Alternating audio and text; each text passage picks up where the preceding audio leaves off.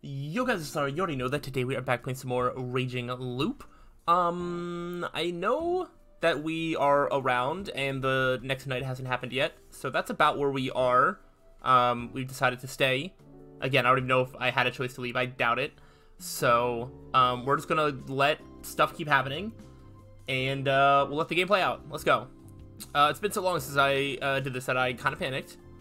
Apparently they were done. They sang their little song that revolves around the monsters, spirits, all that sort of stuff. See that Mecha-chan? This is how it's done. Wow, you're so fast, I couldn't see it at all. Alright, Hao-chan, teach the Mecha-chan. What, me? Teach me! Oh, well, alright. Yasukun, there's something I want to talk to you about. Jimmy's tone was serious. What is it? Yasunaga-kun instantly understood that it was important, but it seemed to be mindful of me. If it's about the feast, I shouldn't be here, right? Sorry. Timmy gave me a meaningful look as I left. She'd probably tell me something the next time we met. I'm heading out then. Very well. You take care now. Kaori-san stuck her head out and said goodbye to me as I left the dining hall. Where am I going, though? I put together what I'd learned. The settlement's beliefs, circumstances, and the inhabitants' stances. However, Chimmy was really the only one I could directly get info from. I couldn't account for any biases she might have had. The other inhabitants, albeit to varying degrees, didn't trust me. I could probably have decent talks with Yasunaga-kun, but his situation seemed to be similar to Chimi's. I'd have liked to get info from the others. Maybe my best option was to somehow join the feast myself? For what Chimi had told me, the feast was a really vile and dangerous tradition. And that didn't change even when you consider the tales, and that there had already been lynchings because of this. Normally something so brutal would have changed and become some harmless festival by now. How does such a tradition survive in the modern day, despite murder and lynchings being completely illegal? Was this place simply beyond the reach of law or something? Or it's because I saw God. Or because you'd actually get cursed if you didn't do what the tales told you to. How stupid. Then again, I couldn't really write it off. My stance on God's monsters was basically that, as long as they could be seen, I was willing to accept their existence.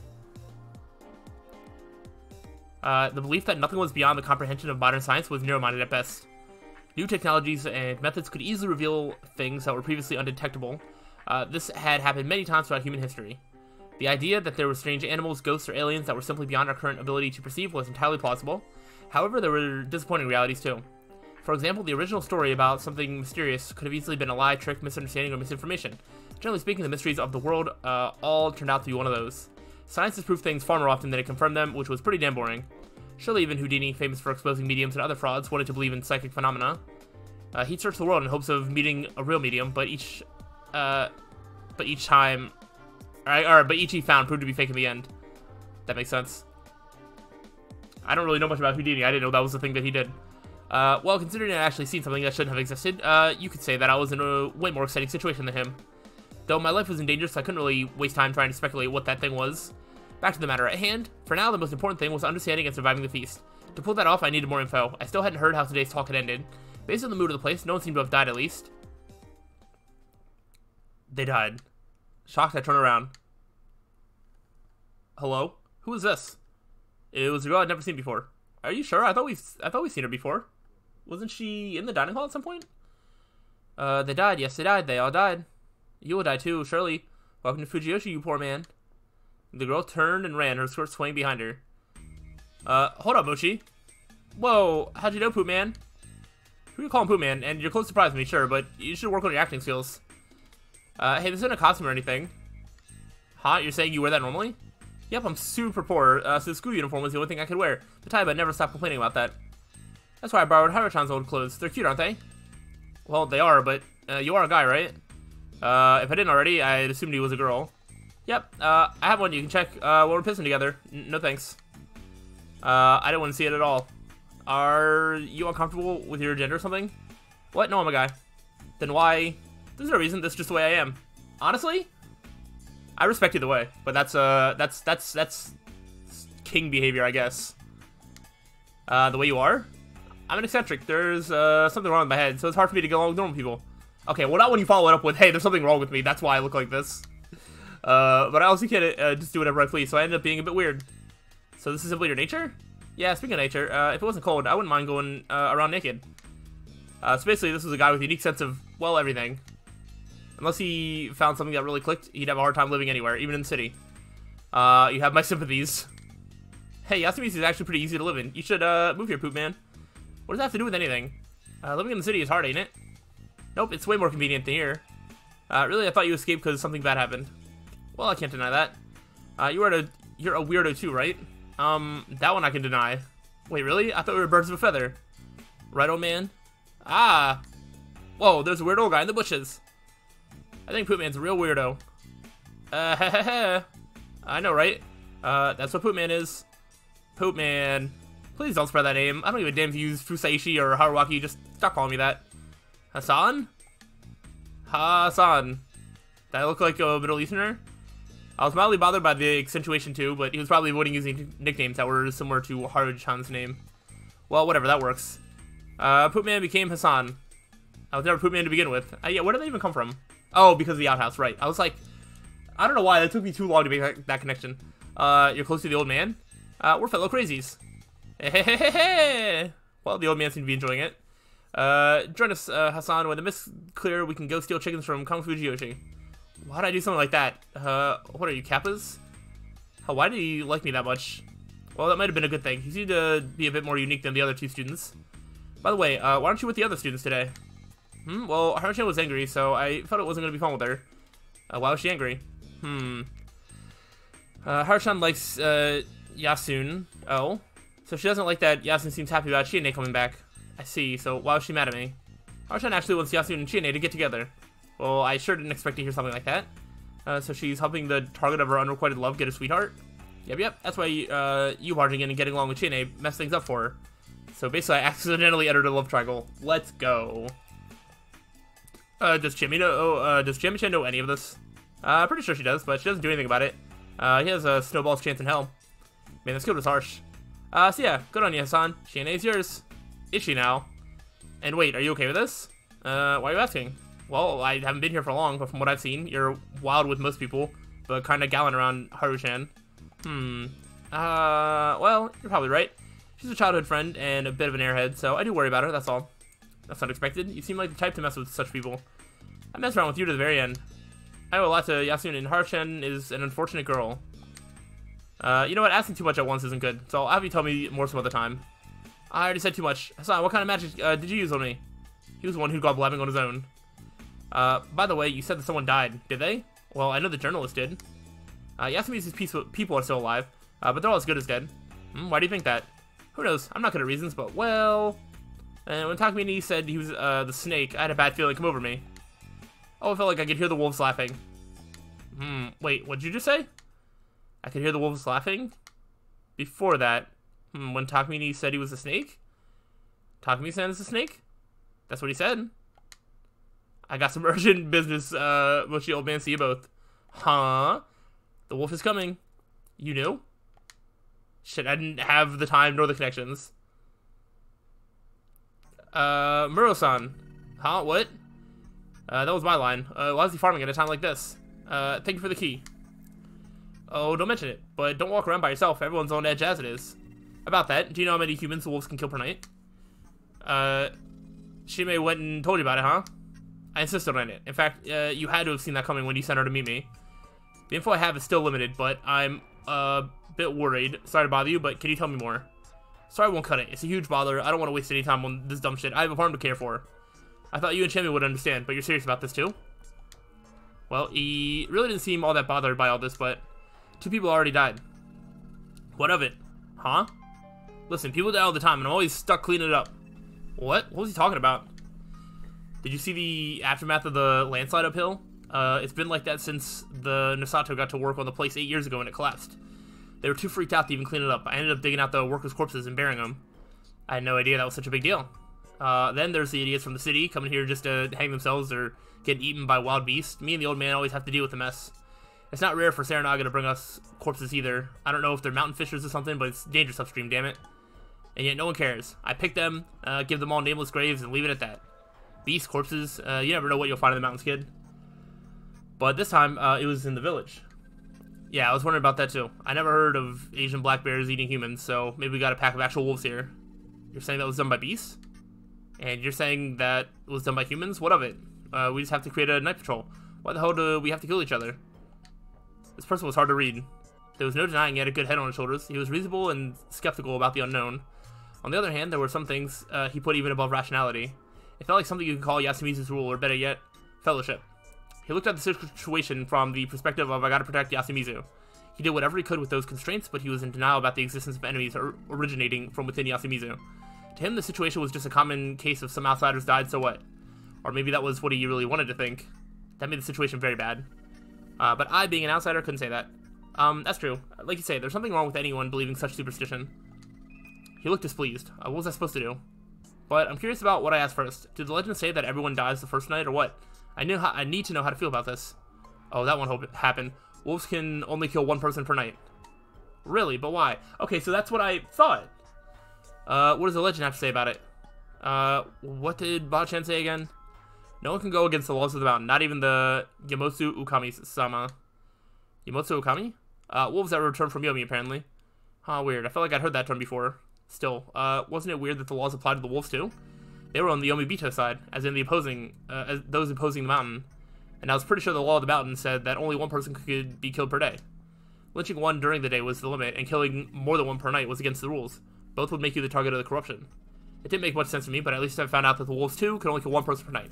Okay, I thought we had learned that, but I remember Chami was sort of confusing me, saying about 2 people, but now we have official confirmation. The game is telling us it is 1 per night. Sorry for bothering you with weird questions. I'll get out of your way. Alright. By the way, if you need an extra pair of hands, just ask. I won't meddle any further than I have to, but you're letting me stay here, so the least I can do is earn my keep. Yeah, sure. His last reply was half-hearted, but at least I got a bit of the rules I was missing. I feel like we should have everything now. When I came back to the dining hall, I found the students, Chimi, and Yoshitsugu-kun, Yasunaga's little brother. Miko had left. It's Poop Man, I mean Hassan. Poop Man. What? The name still got a chance to spread. That aside, I had to find out what happened at today's feast. Recalling what Moshi told me made this kind of hard. Sorry, but can I borrow Chimi-chan? Wow, I sure am popular these days. Why, you just can't take a hint, can you? Alright, let's just help Mom. You say something too. It's probably something complicated. I'll be the one who breaks the plates. Alright, you'll be the one who holds him back. Huh? Hey, what's going on? Sorry about the commotion. What did you tell Yasunaga-kun? We talked about today's feast. Things aren't looking good. Yeah, I figured it was something like that. Chikamoshi-kun told me that, Takumi-san revealed he's a snake. He did. Are there any other snakes? No, there's only one snake. Did you not listen to the song and the rules? The mountain gave 4 kinds of guardians. The snake could ask the mountain whether one of the participants was a wolf or not. The monkey was the only, the monkey was the only one of, which there were 2. They had the power to know who the other monkey was. The crow could determine whether the person who was lynched the previous day was a wolf or not. And the spider, could ask God to protect one of the other participants from the wolf's attacks. Honestly, if the so-called God really had that power, I'd complain to him that he should protect everyone. Yeah, but he can only protect one person. Oh, I get what you mean, the God, right. And as far as I knew, anyone who didn't have a guardian was either a powerless human or a wolf. The humans could kill a person during the day, while the wolves could kill a person during the night. It was a battle for survival. The humans had to do everything to find and kill the wolves. If they couldn't find a single wolf during the feast, the whole event was completely meaningless. The wolves would simply crush the settlement. If you ignore the fact that it's murder, the fact that you didn't choose a wolf suspect today is pretty bad. It's a day wasted, isn't it? Yeah, that's what I told Yasukun. Then there's the fact that the snake outed himself. It's pretty bad. She understood it well.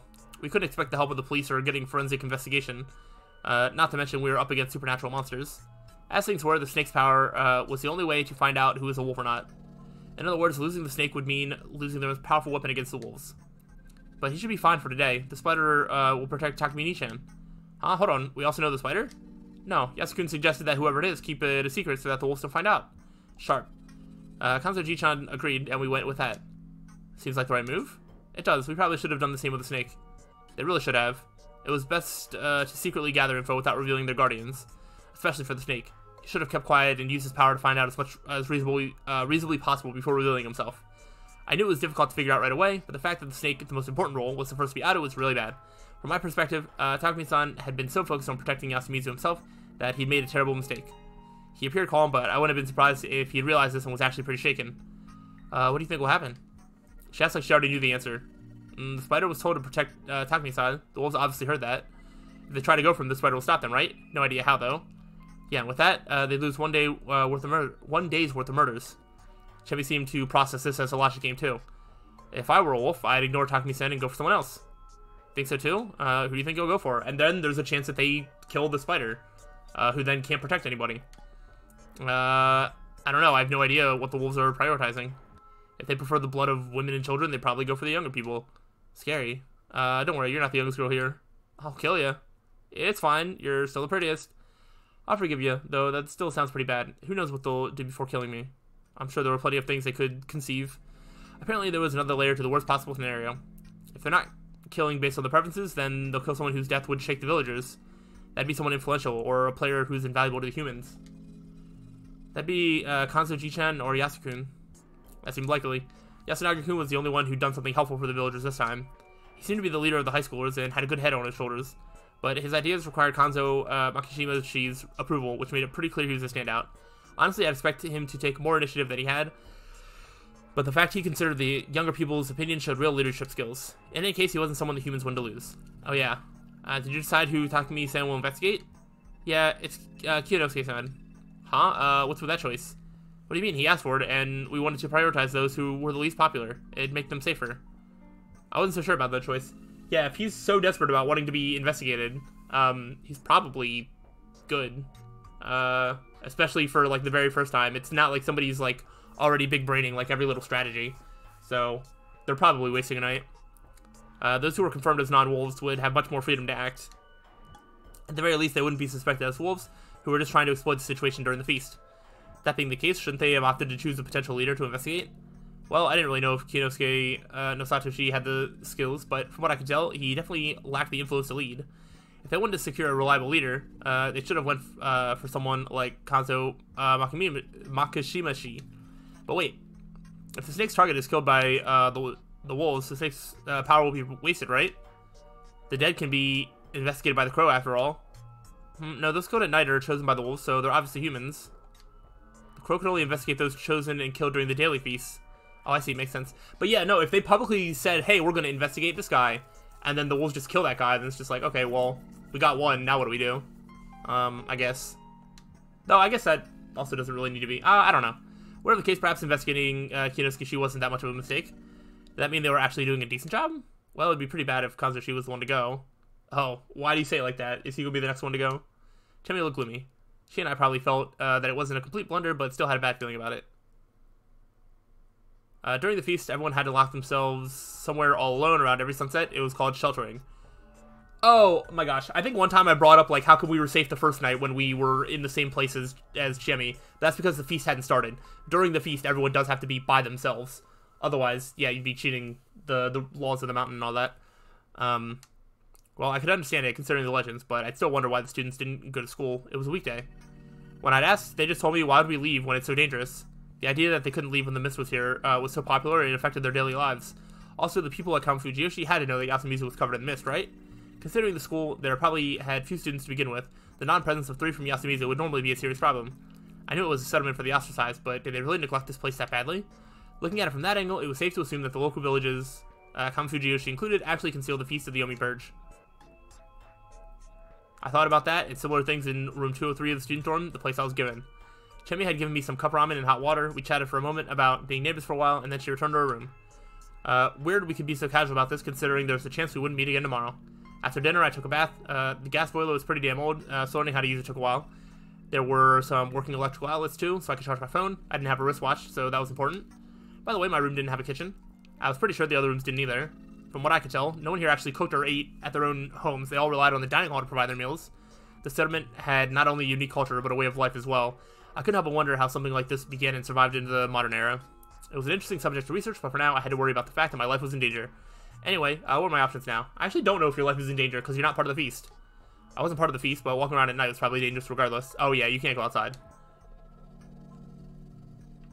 After all, I had memories of getting killed doing exactly that. From a logical standpoint, that was probably just a dream, but it had a quality to it that made it hard to believe it was. I had to be careful until I was certain. Then again, I had a record of surviving by just not making any noise at night.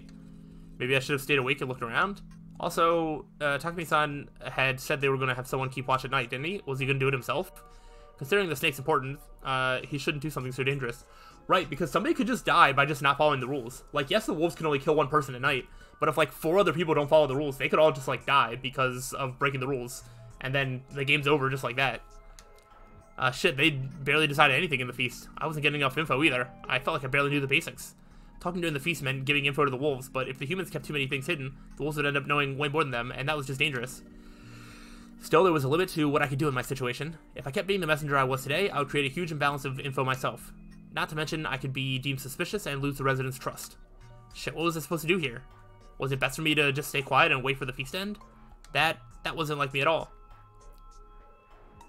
There was a mail slot on the door. I opened it and looked outside. Everything was still covered in mist, so I couldn't see much. I could only see the handrail and the branches going in the hallway. But maybe I could see some intruder if I kept staring? No! Not likely. After all, this is a room at the end of the second floor. Haruchan's and Chami's rooms were closer to the stairs, so I couldn't see anyone going to attack them. The only time I could see the monster, wow. The only time I could see the monster come would be when it was coming for me. Maybe keeping watch like this was the most important thing if I wanted to stay alive, but I found it hard to put my own life on the priority list. For some reason, I felt like if I died, I'd just go back to the starting point. Yeah, I better not think that. Anyway, I had to stay awake. I still had many things to worry and think about. Are we gonna try and stay awake, or are we just gonna fall asleep? Oh. I'm so scared. Okay, it's the next day. We made it to the next day. Let's go. What? As I woke up and tried to move, my head rubbed against something tough and then smacked into the doorknob. I writhed in pain. What was going on? Did I fall asleep against the door? Was I more tired than I thought? I was glad I didn't die and all, but this was a failure in my eyes. Maybe the mist kind of like forces everybody asleep. Maybe there's some sort of special property that like means that you cannot stay awake. Sleeping in an unnatural position made my whole body hurt. I wobbled over to my fully charged phone. It was 6 o'clock. That was early morning for me. I'd have loved to just go back to sleep, but I was too curious about the feast.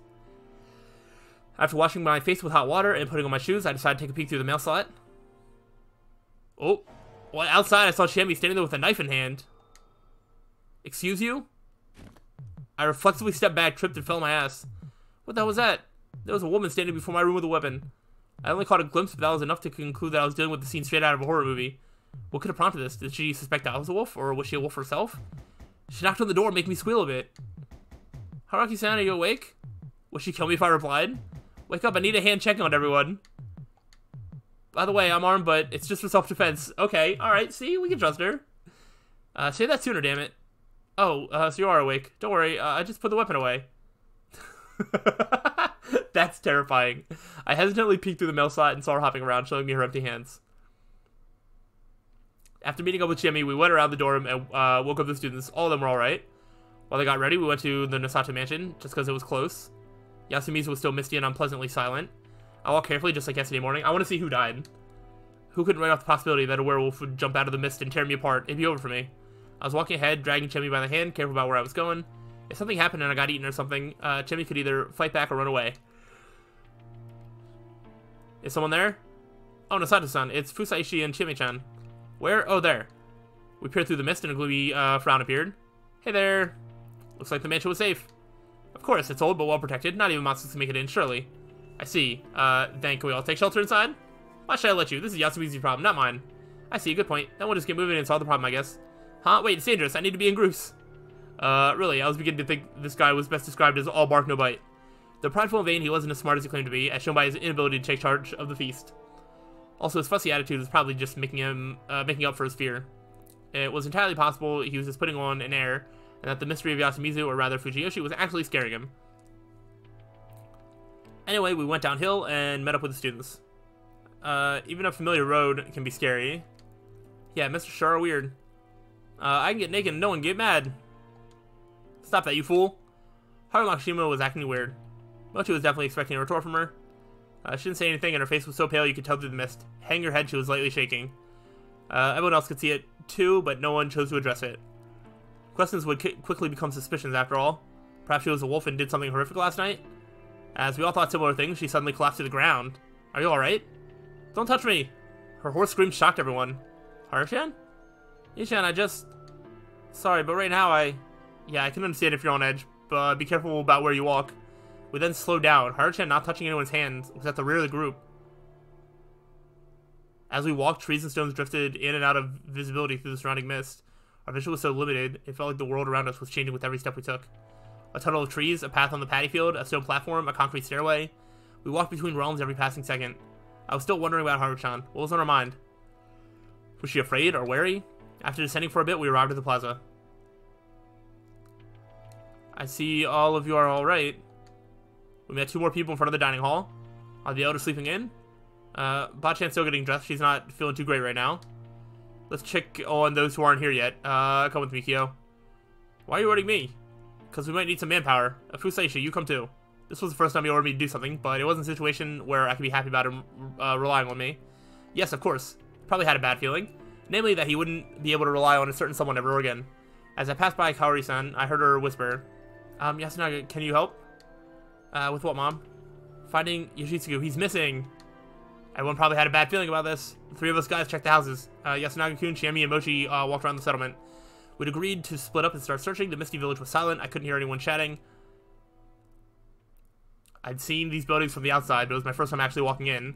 The shabby buildings built using blackened planks were more or less buried in vegetation. Some were on the verge of collapse. The way their frames jutted from the mist reminded me of the carcasses of giant beasts. I walked on a line between the grass, a footpath surely. I often heard something small jump in the grass. It was probably just some bugs or frogs, but it still made me flinch. Rikako-san lives here, right? Yeah, in that house. Shit, why must she live in a place like this? If you don't know, there's no way we would. I guess it's the Migurama's orders. To my knowledge, she moved to Yasumizu of her own accord, and there's no need for her to be here in the first place. Maybe she knew the mist was coming and came to cast a spell or something to keep it away. That sure didn't work, though. Takumi Muro, I don't mind you being disrespectful to me, but you should choose your words when talking about her. She's a legitimate Kama Fujiyoshi family head. Like I care, this is Yasumizu. She said it herself, didn't she? In the feast, we're all served on the same platter. Rikako-san, are you alright? Apparently Takumi-san didn't like the Uematsu family, or the four-head families in general. Now that I thought about it, though she wasn't as disliked as Kyodosuke, the villagers in general weren't fond of Rikaku Uematsu. It seemed like a pretty obvious outcome, though. Yasumizu was a settlement for the ostracized. It was impossible for a member of one of the head families who openly spurned them to form a good relationship with the locals.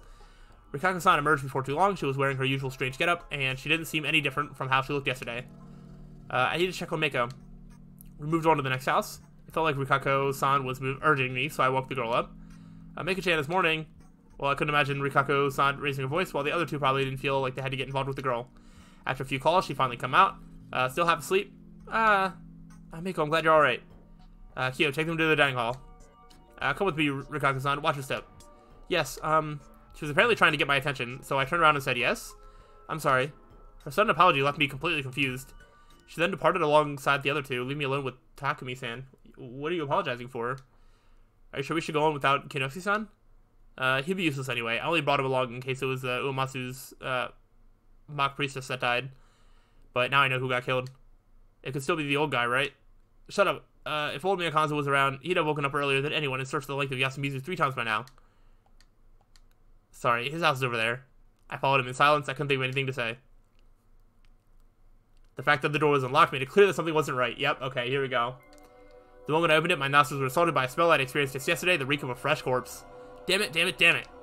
Unlike Takumi-san, who was looking away and cursing, I did my best to burn the scene I witnessed into my memory. I felt like to avert my eyes would be disrespectful and chided myself for wanting to look away. This body was much more intact than Mamiya-san and Hashimoto-san's. That made it much easier to become painfully aware of the fact that this was a human, an intelligent life form who was with us yesterday like it was no big deal. There was one problem, though. The part of the body that used to be the head was completely destroyed. There was no part of the head left untouched. It was that thorough. It was obviously the result of a relentless, heavy, blunt attacks. Everything above the neck was just a strange, flat mass of shattered skull fragments and white and red organic matter. Compared to it, everything else was largely unharmed. The old-looking clothing and the unexpectedly robust chest for someone his age were all the proof I needed to know that this was the body of Kanzo Makishibashi. And I think that's where we're going to end it off. Now that we know who is the next person to die, somebody who is a very important figure in the village, somebody that could lead the villagers to coordinate with each other, has been killed. The werewolves are doing a good job of taking out the right targets, and I'm interested to see if we are allowed to get any information about the feast and what happens as a result of this. But we have a game. We have something going on here. So I hope you are enjoying and looking forward to more. If so, let me know. But I'm going to see you guys on the next time. So till then, peace out.